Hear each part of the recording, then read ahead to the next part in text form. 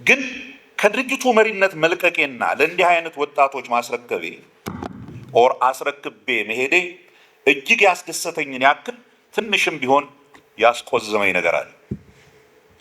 ይኸው የትውልድ ወይም የእድሜ ሽግግሮች የሚያሳዩቸው ትንሽ የሚመስሉ ግን ዘላቂ እጥፋቶች እያዋዙ ሁኔታዎችን እንደሚቀይሩ ነው።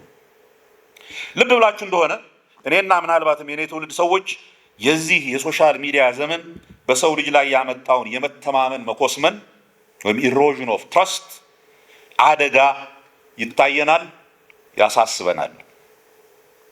የዛሬ ወጣቶች ግን በአብዛኛው የተመቻቸው ይመስላል።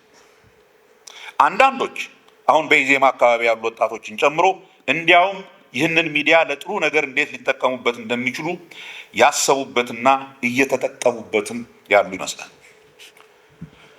የዘንድሮውን ምርጫ እስካሁን ብዙ ቅመም ጨምረው ነፍስ እየዘሩለት ያሉት በተለይ በኢዜማ በኩል የተሰለፉት የሶሻል ሚዲያ አርበኞች ናቸው።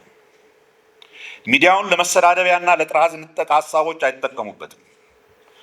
ማስተላለፍ የሚፈልጉትን መልእክት ግን እያዋዙና እያፌዙ ደረቅ ሊሆኑ የሚችሉን ሀሳቦች በሙዚቃና በቀልድ አጅበው በአጭሩ ሲያስተላልፉ የብዙ ወጣቶችን ቀልብ እየሳቡ እንደሆነ ያሳያል።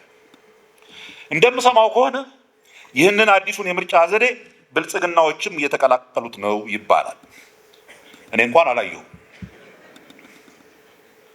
የእኛን ወጣቶች ያክል ፈታ ያለ ቀልድ መቻላቸውን ግን እጠራጠራለሁ። የኔ አይነት አዛውንት